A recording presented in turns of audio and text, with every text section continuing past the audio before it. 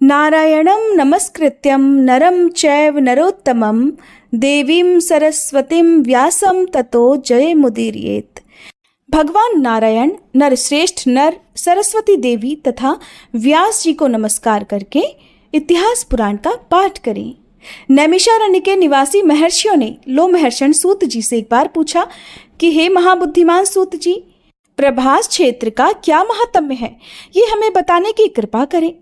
मुनियों का यह वचन सुनकर सूत जी अपने गुरुदेव सत्यवती नंदन व्यास जी को प्रणाम करके इस प्रकार बोले, जिनका वक्ष स्थल श्रीवत्स चिन्ह से सुशोभित है, जो संपूर्ण जगत के उत्पत्ति स्थान, सबको मोहने वाले, इच्छानुसार रूप धारण करने वाले, अप्रमेय गुरु देव, निर्भय आश्रय, हंस, आकाश की तरह सर्वव्यापी, आयास शून्य प्रपंच से परे, निरंजन, ध्येय तथा ध्यान रहित हैं, ज्ञानी जन जिन्हें अस्ति नास्ति अर्थात भावा भाव स्वरूप कहते हैं, और जो दूर से दूर और निकट से निकट हैं, मन से जिनका ग्रहण नहीं हो सकता, जो परम धाम परम पुरुष नाम से प्रसिद्ध, जगन्मय, हृदय कमल के आसन पर विराजमान, तेजोरूप तथा इंद्रिय रहित हैं, ऐसे परमात्मा को नमस्कार करके मैं पापनाशिनी कथा आरंभ करता हूँ।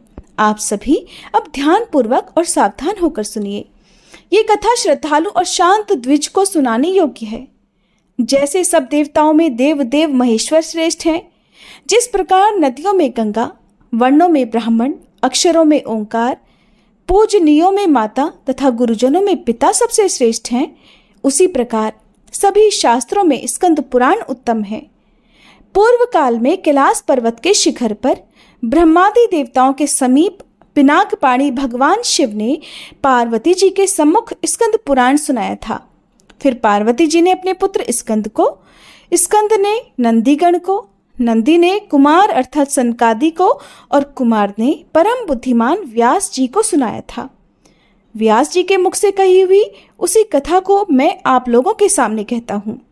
आप सब महर्षि सद्भाव से युक्त हैं, इसलिए मुझे आपको स्कंद पुराण संहिता सुनाने के लिए उत्साह हो रहा है। प्राचीन काल में ब्रह्मा जी ने बड़ा कठिन तप किया। तब 6 अंग, पद और क्रम के सहित वेद प्रकट हुए, और फिर सर्वशास्त्र में संपूर्ण पुराण का प्रादुर्भाव हुआ, जो नित्य शब्दमय, पुण्यजनक तथा 100 करोड़ श्लोकों से विस्तार को प्राप्त हुआ है। ब्रह्मा जी के मुख से क्रमशः ब्रह्म पुराण, विष्णु पुराण, शिव पुराण, स्कंद पुराण, भागवत पुराण, भविष्य पुराण, नारदी पुराण, मार्कंडेय पुराण, आग्नेय पुराण, ब्रह्म वैवर्त पुराण, लिंग पुराण, पद्म पुराण, वराह पुराण, वामन पुराण, कूर्म पुराण, मत्स्य पुराण, गरुड़ पुराण और वायु पुराण का प्राकट्य हुआ। इन 18 पुराणों का नामोच्चारण सभी पापों का नाश करने वाला है। इसके सिवा मुनियों ने 18 उप पुराण भी बताए हैं। सनत कुमार, नरसिंह, स्कंद, नंदीश्वर कथित शिवधर्म, दुर्वासा, नारद, कपिल, मनु, उष्णा, ब्रह्मांड, वरुण, कालिका, माहेश्वर, सांब, सौर, पाराशर, मारीच तथा भार्गव। हे ब्राह्मणों, ये उप पुराणों के नाम बताए गए हैं। तब ऋषिगण कहने लगे, हे सूत जी, अब हम तीर्थों का विस्तृत वर्णन भी सुनना चाहते हैं। श्री सूत जी कहने लगे, हे ब्राह्मणों, प्राचीन काल में पर्वत श्रेष्ठ कैलाश पर देवी पार्वती ने एक समय यही बात पूछी थी। वह प्रसंग अब मैं सुनाता हूँ। एक समय की बात है, गिरिराज कुमारी उमा ने अत्यंत विस्मित होकर महादेव जी के मुख की ओर देखा और हाथ जोड़कर बड़ी मधुर वाणी में कहा, हे जगन्नाथ, हे महेश्वर, मैंने आपको प्रसन्न करने की इच्छा से अनेक जन्मों तक आपके स्वरूप का अनुसंधान किया, किंतु आपका कहीं अंत ही नहीं मिला।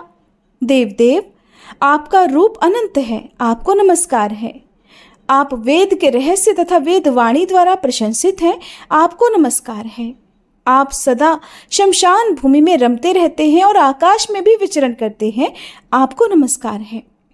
देवी पार्वती के मुख से ऐसे वचनों को सुनकर भगवान शिव बोले, हे देवेश्वरी, मैं तुम्हारा सृष्टा हूँ और तुम संपूर्ण जगत की सृष्टि करती हो। तुम्हारे और मेरे द्वारा ही इस संपूर्ण जगत ओतप्रोत है। मैं और तुम दोनों संपूर्ण ऐश्वर्य शक्ति से युक्त होकर सभी प्राणियों के भीतर स्थित हैं, सब और प्रतिष्ठित हैं। मैं तुम्हारे साथ खेल करता हूँ। तुम ही धृति और धारणा शक्ति हो, तुम ही प्रकृति हो, सदा मेरे अंगों में निवास करने वाली हो। अधिक क्या कहूँ, तुम मुझे प्राणों से भी बढ़कर प्रिय हो। तुम्हारे मन में जो भी इच्छा हो उसके अनुसार वर मांगो। तब देवी बोली, हे जगन्नाथ, मैं धन्य हूँ, पुण्यात्मा हूँ, और मैंने उत्तम तप का अनुष्ठान किया है, जिससे आपने मेरी ओर हर्ष भरी दृष्टि से देखा है। देव, इस समय मुझसे सब तीर्थों का विस्तार पूर्वक वर्णन कीजिए। देवी पार्वती की बातों को सुनकर भगवान शिव कहने लगे, देवेश्वरी, तीर्थों का दर्शन और उनमें स्नान परम कल्याणकारी है। श्रेष्ठ मुनिगण तीर्थों के श्रवण की भी प्रशंसा करते हैं। पृथ्वी पर नैमिष और आकाश में पुष्कर तीर्थ प्रसिद्ध हैं।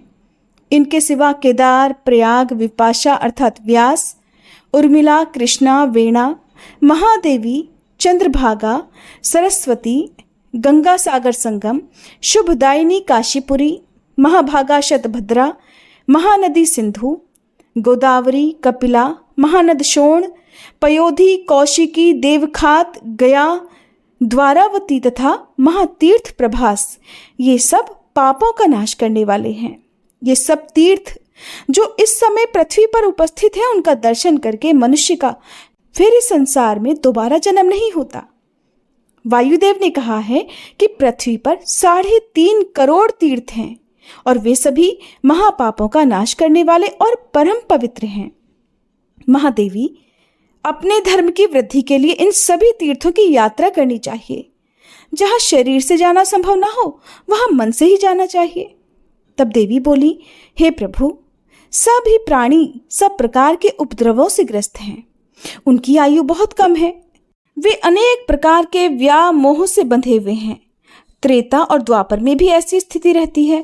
फिर भयंकर कलिकाल की तो बात ही क्या है। इसलिए प्रभु, उन सब के हित के लिए आप किसी ऐसे तीर्थ का वर्णन कीजिए जिसके दर्शन से सभी तीर्थों का फल प्राप्त हो सके। भगवान शिव कहने लगे, देवी, आप मेरे बाहर विचरने वाले प्राण हो। आप ही संपूर्ण जगत की उत्पत्ति स्थान हो। आपके प्रश्न के अनुसार अब मैं सभी बातों का यथावत वर्णन करूंगा। ये रहस्य का भी रहस्य है। इसको प्रयत्नपूर्वक अत्यंत गुप्त रखना चाहिए। नास्तिकों और पापाचारियों को कभी भी इसका उपदेश नहीं देना चाहिए। जिसके भीतर भक्ति हो, ऐसे उत्तम शिष्य और श्रद्धालु पुत्र को ही इस रहस्य का उपदेश देना चाहिए। हे सुव्रते, चराचर प्राणियों सहित संपूर्ण ब्रह्मांड में 3.5 करोड़ तीर्थ हैं। ये बात तो पहले ही बताई गई है। और उन सब में छिपा हुआ श्रेष्ठ तीर्थ प्रभास है। इसे देखकर कलयुग के पाप से मोहित संस्कार रहित मनुष्य बड़े उद्वेग को प्राप्त होते हैं। जहां तहां क्रोधित हो उठते हैं।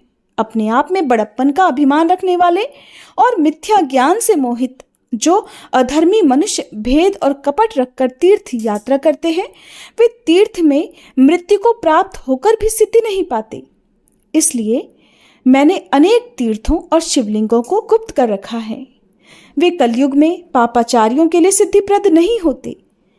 जो क्रोध, लोभ और इंद्रियों को जीत चुके हैं, ऐसे दंभ और मार्त्स से रहित ब्राह्मण, क्षत्रिय, वैश्य और शूद्र कोई भी क्यों ना हो, अगर सद्भाव से भावित होकर उत्तम व्रत का पालन करते हुए तीर्थों का दर्शन करते हैं, तो उनके हित के लिए मैं त्रिभुवन विख्यात सर्वोत्तम प्रभास क्षेत्र का ही नाम लेता हूँ।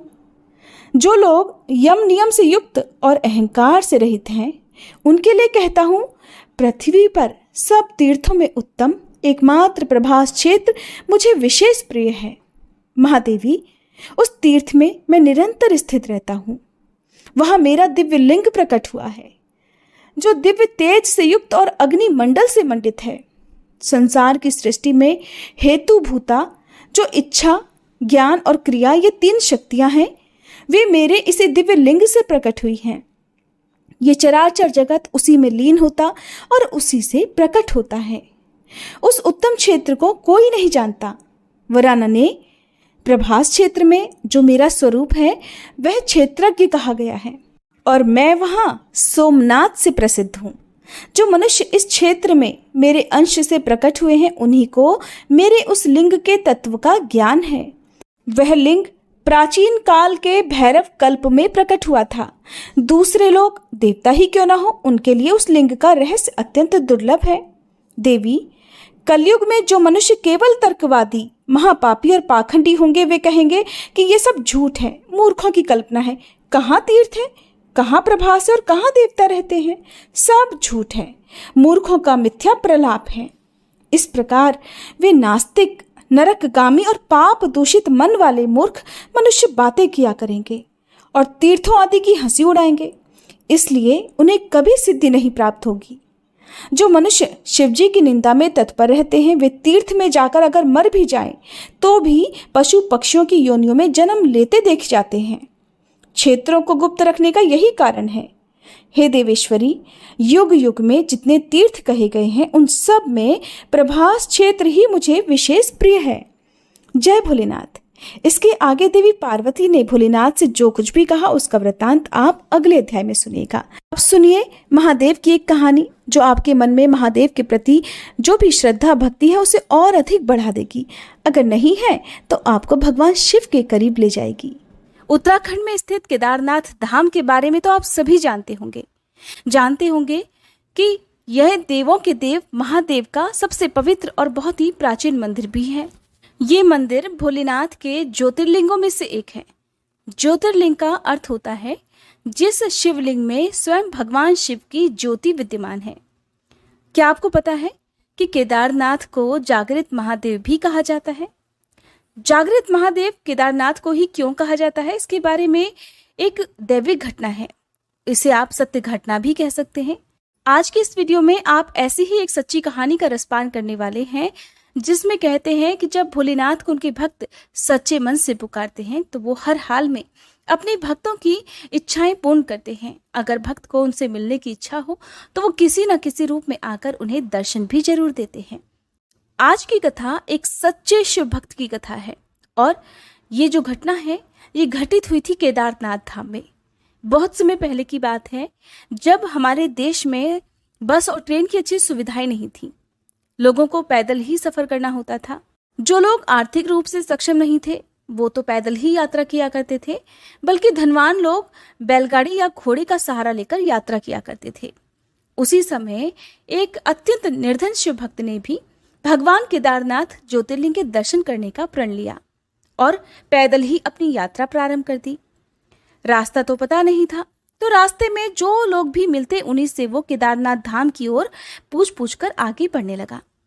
मन में भगवान शिव के दर्शनों की बहुत इच्छा थी। भगवान शिव का परम भक्त था। घर पर भी वो नियमित रूप से भगवान शिव की पूजा किया करता था। जब वो अपने घर से निकला तो उसके घर से वो काफी दूर तक आ गया। केदारनाथ धाम बहुत दूर था। सफर करते करते उस परम शिव भक्त को 2 महीने बीत गए। रास्ते में भूखा प्यासा थका हारा वो निरंतर चलता रहा। जहां कहीं मांगने पर कुछ मिलता उसी को प्रेम से खा लिया करता और भगवान शिव में अपना ध्यान लगाए रखता। जब वह केदारनाथ पहुंचा तब उस समय वहां पर बहुत बर्फ पड़ रही थी और ऐसा लग रहा था कि मंदिर बंद है और वहां पर कोई भी नहीं है। ये बात भी आप जानते होंगे कि केदारनाथ धाम के पट 6 महीने के लिए खुलते हैं और 6 महीने के लिए पूरी तरह बंद रहते हैं। कारण क्योंकि वहां सर्दी के मौसम में भीषण ठंड पड़ती है और बर्फबारी भी इतनी होती है कि वहां पर किसी भी प्राणी का जीवित बचना बिल्कुल असंभव हो जाता है। एक तो 2 महीनों की सफर की थकान, भूखा प्यासा वो परम भक्त किसी तरह जब केदारनाथ धाम में पहुंचा तो वहां उसने देखा कि बर्फ गिरने लगी है। ठंड की शुरुआत हो गई थी। उसने देखा कि मंदिर के पुजारी जी मंदिर के पट बंद करके अपने घर की ओर जाने की बिल्कुल तैयारी ही कर रहे थे। वो तुरंत अपने अंदर सारी शक्ति समेटकर किसी तरह पुजारी जी के पास पहुंचा।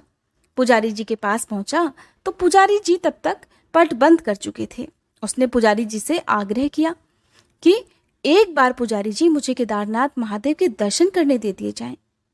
मैं बड़ी मुश्किल से किसी प्रकार पैदल ही यात्रा करके यहाँ तक पहुंचा हूँ। पुजारी जी मुझ पर इतनी कृपा तो कीजिए। लेकिन पुजारी जी उससे कहने लगे कि बेटा अब तो मंदिर के पट बंद हो गए हैं और 6 महीने के बाद ही खुलेंगे। एक काम करना, तुम 6 महीने के बाद आना। वैसे भी अब पट तो बंद हो ही चुके हैं। ऐसे में 6 महीने के बाद पूरे विधि विधान के साथ ही ये द्वार खोले जाएंगे। इसलिए अब तुम 6 महीने के बाद ही बाबा केदार के दर्शन कर सकते हो। पुजारी जी के मुंह से ऐसी बातें सुनते ही उस शिव भक्त की आंखों में तो आंसू आ गए। मन ही मन बहुत दुखी हो गया। उसने सोचा, इतने महीनों की कठिन तपस्या करके वो किसी तरह यहाँ पहुंचा और यहाँ आने के बाद भी उसे बाबा के दर्शन नहीं हुए। बड़ा दुखी हो गया। उसने फिर से पुजारी जी से आग्रह किया, उनके पैर तक पकड़ लिए। गिड़गिड़ाते हुए बोला, महाराज मैं बहुत दूर से आया हूँ, मुझ पर थोड़ी तो कृपा कीजिए। बस मेरे बाबा की एक बार दर्शन करा दीजिए, मैं चला जाऊंगा। मैं समझूंगा मेरा जीवन धन्य हो गया। मैं 2 महीने पैदल चलकर जगह जगह रुककर पुजारी जी किसी तरह यहाँ आया हूँ। ऐसा लगता था कि जैसे मैं तो जीवित ही नहीं बचूंगा। बस बाबा के दर्शनों की इच्छा ने मुझे जीवित रखा। मुझे एक बार बाबा के दर्शन तो करा दीजिए।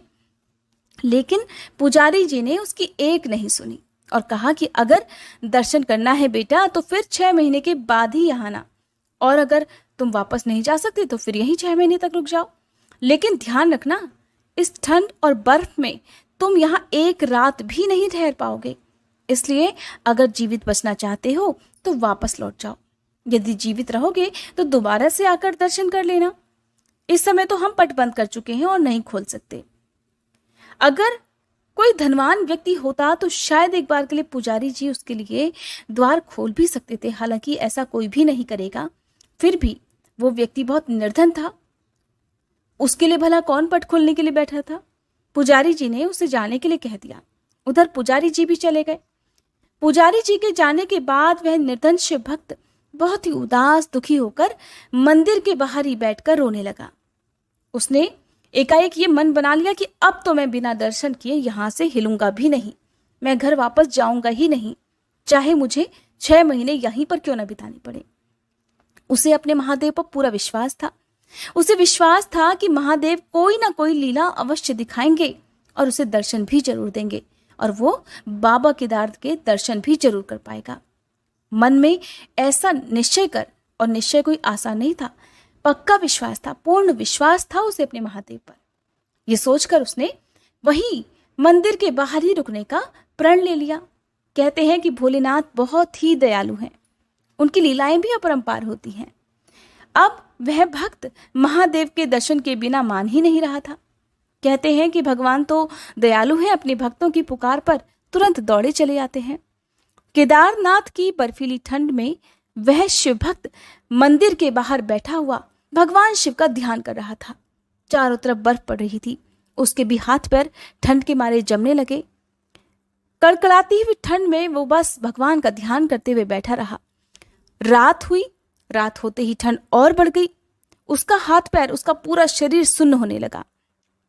इतनी ठंड थी कि उस जगह पर किसी भी मनुष्य के लिए एक पल भी रहना बहुत कठिन था। लेकिन वो बस वहीं बैठा रहा। उसने सोच लिया था कि अगर बिना दर्शन किए भी मेरी मृत्यु हो जाती है तो भी मैं यहीं बाबा के द्वार पर ही बैठा रहूंगा। इस तरह वो मन में इच्छा लिए हुए वहीं बैठा रहा। जब हमारे मन में भगवान के प्रति विश्वास होता है तो चाहे कितनी भी मुश्किलें क्यों ना आ जाए, हमारा विश्वास डगमगाता नहीं है। कहते हैं कि भगवान भोलेनाथ किसी न किसी रूप में आकर हमें हर मुश्किल से उबार ही लेते हैं। तो वो भक्त भी इसी तरह वहां बैठा रहा। रात हो गई। रात होते समय रात के अंधेरे में एक अघोरी बाबा उसे अपनी ओर आते हुए दिखाई दिए। देखते ही देखते वो अघोरी बाबा उसके पास तक आ गए और उन्होंने उसके सिर पर हाथ रखकर पूछा कि बेटा, तुम इस वक्त यहाँ क्या कर रहे हो। फिर उस शिव भक्त ने अघोरी बाबा को सारा हाल कह सुनाया। अघोरी बाबा ने सुना तो कहने लगे कि बेटा, तुम निराश मत हो, मंदिर के द्वार भी खुलेंगे और तुम बाबा के दर्शन भी जरूर कर लोगे। फिर उन अघोरी बाबा ने उस भक्त से कहा कि बेटा, तुम थक गए होगे, एक काम करो, मेरे पास थोड़ा भोजन है, उसे खा लो और आराम कर लो। तुम्हें ठंड भी लग रही है, इतनी तेज बर्फ पड़ रही है, तो मैं तुम्हारे लिए थोड़ी आग जला देता हूं, तुम आग भी ताप लेना। जब अघोरी बाबा ने उसे अपने लाए हुए खाने में से थोड़ा सा हिस्सा दिया तो उसे खाकर वो तृप्त हो गया। बाबा ने आग जलाई, शिव भक्त ने आग ताप ली। शिव भक्त बहुत थक गया था।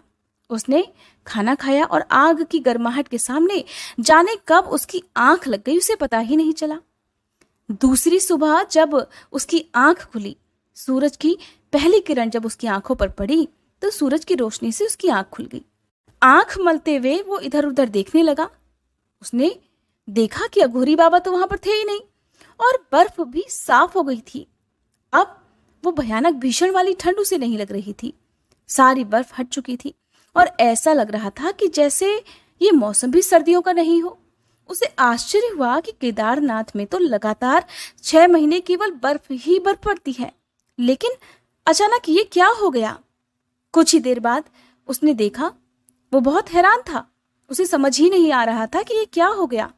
थोड़ी ही देर बाद उसने देखा कि मंदिर के पुजारी जी अपने साथियों के साथ मंदिर की ओर ही चले आ रहे हैं। जब पुजारी जी मंदिर के पास पहुंचे तो शिव भक्त ने बड़ी जिज्ञासा से पूछा कि पुजारी जी, क्या मंदिर के द्वार आज ही खोले जाएंगे?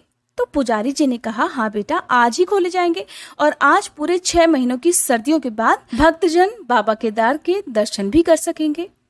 पुजारी जी पहले तो उस भक्त को पहचान नहीं पाए। ऐसा सुनकर उस शिव भक्त ने कहा कि पुजारी जी, 6 महीने बाद? लेकिन आप तो कल ही मंदिर के द्वार बंद करके गए थे। ऐसा सुनते ही पुजारी जी ने अपने दिमाग पर जोर डाला और कहा कि तुम तो वही हो ना जो 6 महीने पहले भगवान केदारनाथ के दर्शन के लिए आए थे, लेकिन उस समय मंदिर के पट बंद हो गए थे और तुम दर्शन नहीं कर पाए थे। तो उस भक्त ने कहा कि हाँ पुजारी जी, वो तो मैं ही हूं, लेकिन मैं 6 महीने पहले नहीं, मैं तो बल्कि कल ही यहाँ आया था और रात में मैं यही मंदिर के द्वार पर ही सोया था और आज आप इतनी जल्दी आ गए। 6 महीने कहाँ से हो गए पुजारी जी? भक्त की बात सुनकर पुजारी जी को बड़ा संदेह हुआ। पुजारी जी ये भी जानते थे कि यहाँ पर बहुत सारी ऐसी घटनाएं होती रहती हैं जो स्वयं भोलेनाथ करते हैं। उस भक्त की बात सुनकर पुजारी जी को कुछ संदेह हुआ तो उन्होंने उससे पूछा कि बेटा, अच्छा बताओ तो रात में तुम्हारे साथ हुआ क्या था? तब उस मासूम शिव भक्त ने पुजारी जी को रात की घटी हुई सारी बातें बता दी। कहने लगा कि बाबा, रात में मेरे पास एक अघोरी बाबा आए थे। बहुत तेज की ठंड पड़ रही थी, मैं भूखा था तो उन्होंने मुझे खाना दिया और आग तापने के लिए जलाई, फिर मुझे आराम करने को कह दिया। तो पुजारी जी बोले कि बेटा, वो बाबा कैसे दिखते थे जरा बताओ तो? शिव भक्त कहने लगा, एकदम अघोरियों की तरह, लंबे लंबे बाल, हाथ में त्रिशूल और माथे पर त्रिपुंड था। बस इतना सुनते ही पुजारी जी और उनके साथी उस शिव भक्त के चरणों में ही गिर गए और कहने लगे कि बेटा, तुम तो धन्य हो। तुम नहीं जानते, तुम्हारे पास खुद महादेव चलकर आए थे और उन्होंने ही अपनी योग माया से तुम्हारे 6 महीनों को एक रात में बदल दिया और कालखंड को छोटा कर दिया। बेटा, ये सब तुम्हारी सच्ची भक्ति और श्रद्धा के कारण हुआ है। हम इतने वर्षों से भगवान की भक्ति कर रहे हैं, लेकिन आज तक भगवान शिव के दर्शन नहीं पा सके, लेकिन तुम्हें तो साक्षात भगवान शिव ने दर्शन दिए हैं और तुम्हारी रक्षा भी की है।